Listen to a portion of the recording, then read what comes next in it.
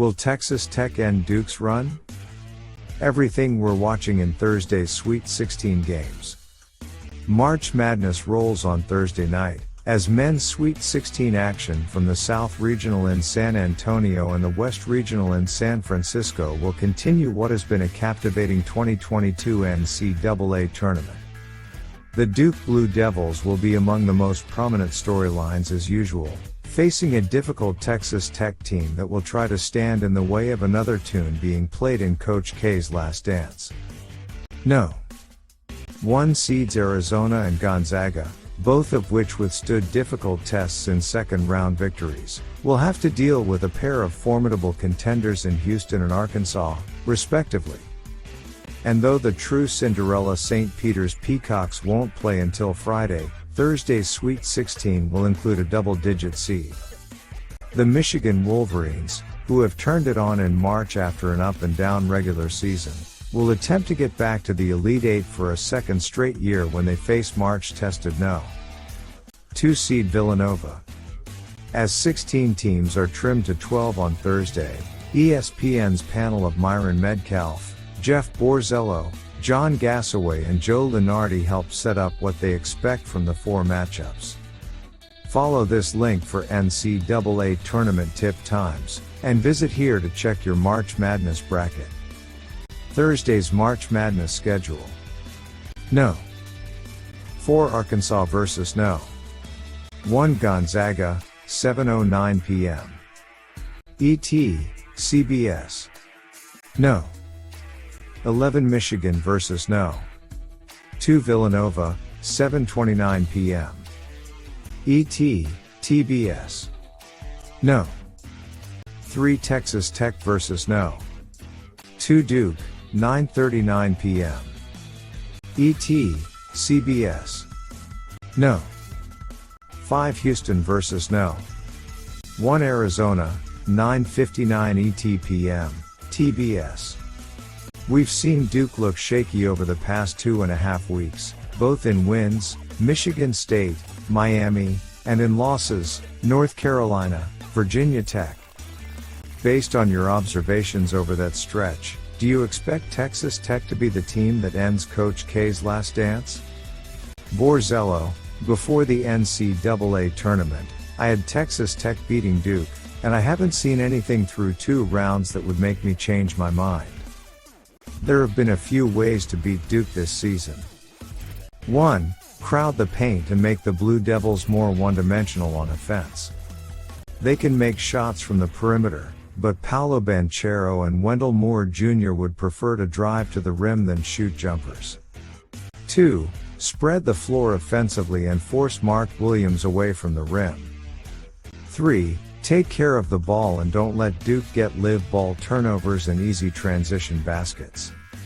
Tech checks the first 2 boxes. The Red Raiders are as good as any team in the country at keeping opponents out of the paint, and their top 6 players are all capable of shooting from 3. They will have to take care of the ball, though, something they've done better in the NCAA tournament, coughing it up 20 times in 2 games. Metcalf, in 2019, the Duke team led by Zion Williamson, R.J. Barrett and Cam Reddish was certainly more talented than the Michigan State squad it faced in the Elite Eight that year. But that Michigan State squad had a bunch of grown men who weren't impressed by the NBA buzz around that team. You look at that MSU roster again, and you don't see any future NBA stars. One of Mike Krzyzewski's most impressive squads lost to Cassius Winston, Matt McQuaid, Kenny Goins, Nick Ward, and Xavier Tillman. Those Spartans were tough and determined. And I know we like to call this the one-and-done era, but you would have made a lot of money if you'd bet on the more experienced team over the freshman stars at this juncture of the NCAA tournament over the last 15 years. Teams led by freshmen rarely win titles. And Texas Tech has that same we don't care who you are bravado to snatch Duke from its comfort zone and send the Blue Devils home. I think a Duke team that wants to eat around the rim will struggle against a strong, mature Texas Tech group that has held its opponents to a 41.3% clip inside the 3-point line this season, 3rd in the nation. So yes, I think Thursday could be Coach K's final game. Gasaway, this is the end of the line for Coach K. He and his team did well to survive against Michigan State after trailing late in that contest. Now the Blue Devils are up against a defense that's just day and night superior to anything the ACC could throw at you this season. Most seasons, Virginia does a better job of preparing its fellow conference members for what they might see defensively in the tournament. Not this year. Granted, Duke is far superior in terms of talent, and given another year this team could likely handle the Red Raiders with little difficulty. But this climb is going to be too steep for what is by far the youngest rotation in the Sweet 16. To quote Myron, Texas Tech has grown men. Obama was still president when Adonis Arms started his college career. Yes, Kentucky won with amazing first-year players in 2012, and of course Duke did as well in 2015. But those two teams were no. 1 seeds who won their round of 32 games by an average of 17 points. This year's Blue Devils don't fit that profile. Lunardi, considering I had the Blue Devils losing in the second round, it would be pretty disingenuous to pick Duke now. And I won't. Texas Tech is exactly the kind of team, older, physical, tough and unafraid, that figures to give the finesse-oriented Blue Devils all they can handle. I like the Red Raiders a lot. Mark Adams collects his third NCAA tournament win at the expense of Coach K's 100th. Which 1 seed are you most worried about on Thursday night, Gonzaga or Arizona? Gasaway, if you had told me after Gonzaga's first half against Memphis that I'd be answering this question with anything other than the Bulldogs, I would have thought you were crazy. But then I saw Arizona need an incredible 3 from the incredible Benedict Mathurin, plus a swallowed whistle in order to survive against TCU. With all due respect to the Horned Frogs, that was just the appetizer for the Wildcats. Houston is the main course. The Cougars wrote the book on incredible offensive rebounding and constant defensive pressure. If I were building a tournament team from scratch I might start with Mathurin and Christian Coloco, but 5-on-5 Houston can give Arizona a game. The only thing that gives me pause with my pick for the Cougars to reach the Final Four is that they've been allowing tournament opponents to shoot a high number of threes. That's worked out so far. UAB and Illinois were unable to capitalize on open looks, but if the Wildcats are on from the perimeter they could end up looking very much like the No. 1 seed in this game after all. Metcalf, yeah, I think it has to be Arizona. TCU successfully lured Arizona into a bar fight in the second round. And now the Wildcats have to deal with the toughest guy in the whole bar. Everything that TCU did, Houston can do even better. TCU grabbed 40% of its missed shots in the second round, and Eddie Lampkin was rumbling around the rim, 20 points, 14 rebounds, 2 blocks, all night. Kelvin Sampson will throw Fabian White Jr., Josh Carlton, Reggie Chaney and Juwan Roberts at Arizona and tell them to employ the same physicality TCU showed. I also think Houston is playing like a 1 seed. The Cougars have held both Memphis and Illinois, both top 40 in offensive efficiency on Ken Pom, to 53 points apiece in the last 11 days. We also saw Arizona nearly lose as it faced some unexpected adversity. Houston thrives in those moments. Its whole season has been defined by adversity after the team lost both Tremont Mark and Marcus Sasser to season-ending injuries in December. Still, Arizona has Mathurin and Coloco, and those tough games in the NCAA tournament are often dictated by the top players.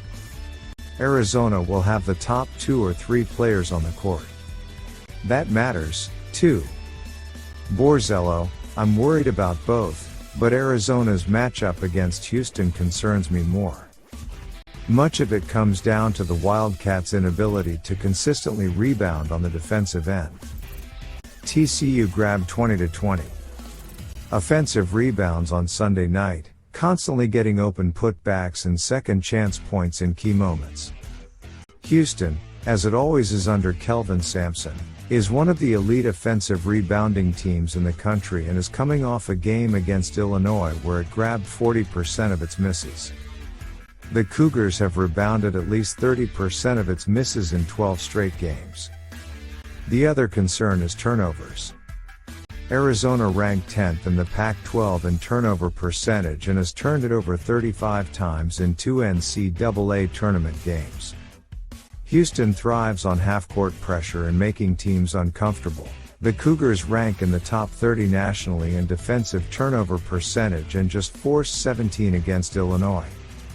I think I'd still pick Arizona, but the Wildcats need to dictate tempo and keep Houston off the glass.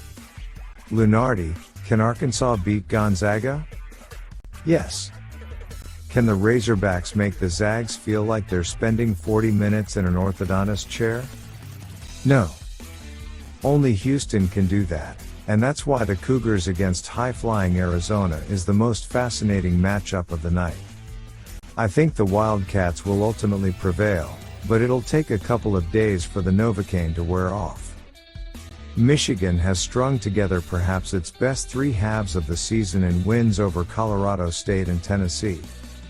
What's different about the Wolverines, and do you expect the good times to continue against Villanova? Metcalf, Big Ten coaches with whom I spoke in the days after Juwan Howard's suspension all praised his coaching ability. He had that respect. And I think it was easy to forget, through the late drama of the season and stumbles this year, that this was still the head coach who nearly led his team to the Final Four a year ago. Being deliberate about relying on Hunter Dickinson and really allowing him to utilize his full skill set is a strategic decision. But the fact that Devonta Jones has played 12 minutes total in the NCAA tournament and the Wolverines still have found a way to advance to the Sweet 16 says a lot about who they are. Frankie Collins has stepped up to fill Jones's shoes as he continues to work back from a concussion. With Collins on the court in 2 NCAA tournament games, Michigan has registered 123 points per 100 possessions and held its two opponents to 87 points per 100 possessions, per hooplens.com. He's a freshman who has played like an experienced guard. I think the magic will continue against Villanova because the Wolverines can play the way they did in the first two games and still win. Michigan doesn't even look like the team we saw in the Big Ten tournament a few weeks ago. Villanova is a very good team with one of the top guards in America in Colin Gillespie.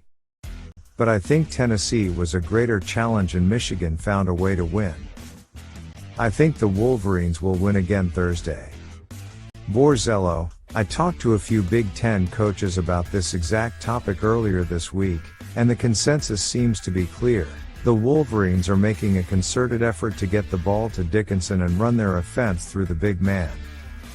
Dickinson has been terrific through 2 games, scoring 21 points on 10 shots against Colorado State and going for 27 points, 3 3-pointers and 4 assists, and 11 rebounds, against Tennessee. When Dickinson is the focal point of Michigan's offense, it opens up space for everyone else since teams generally need to commit a second defender to help.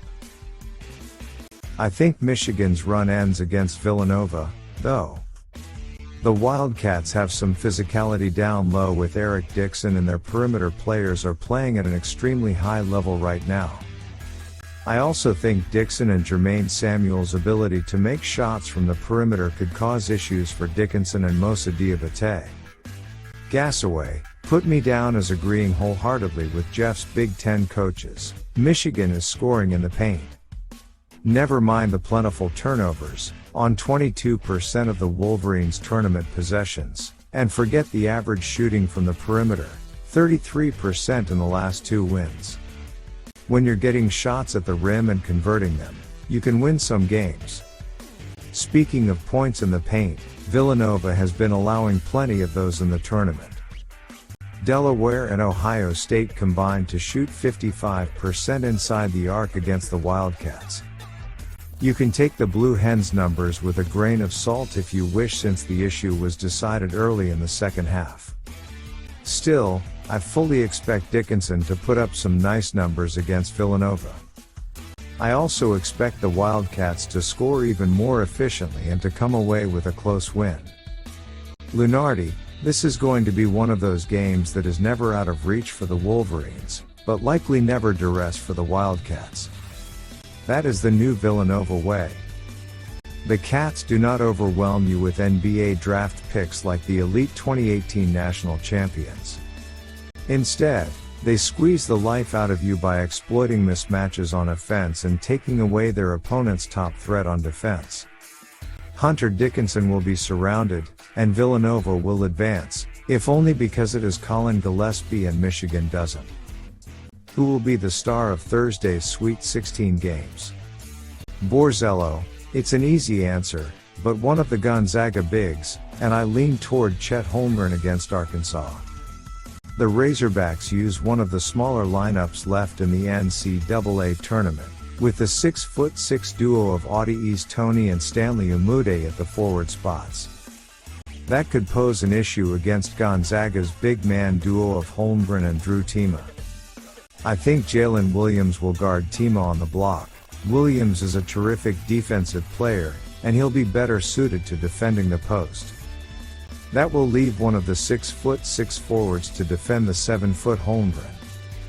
Holmgren has had some issues with length and athleticism this season, but I think his size will give him some free looks against Arkansas. At the other end, Holmgren's elite shot blocking ability will be a huge asset against the Razorbacks, who struggle to shoot from the perimeter and rely heavily on scoring inside the arc and at the free throw line. Metcalf. It still doesn't feel like we're talking about Holmgren the way that we should be, but that will change on Thursday, I think. He is 12 for 15 from inside the three-point line. At 7'1", he is averaging 14.0 ppg, 13.0 rpg and 5.5 bpg through 2 NCAA tournament games. Timme was the star who saved Gonzaga against Memphis. But I think this smaller Arkansas crew is less equipped to deal with both bigs. He already has silly numbers, but I think Thursday could be the day when everyone understands what all the buzz is about with Holmgren. He's doing it all, and his threes aren't even falling yet. Gasaway. I'm not sure whether Arizona will win, but I'm certain that Benedict Mathurin will have another amazing game. He only shot 3 of 11 on his threes against TCU, and he still put up 30 points. In his latest mock draft, Jonathan Givney has Mathurin going to the Knicks with the No. 11 pick. I'm not a Knicks fan, but if I were, I'd be doing cartwheels down 7th Avenue all the way to the Garden if that pick really materialized. Mathurin knows how to play the game. Lunardi. I saw Chet Holmgren block an opponent's three-pointer at the West Coast Conference Tournament. From the foul line. That is not normal basketball behavior, and Holmgren is not a normal basketball player. This weekend the nation will see it firsthand.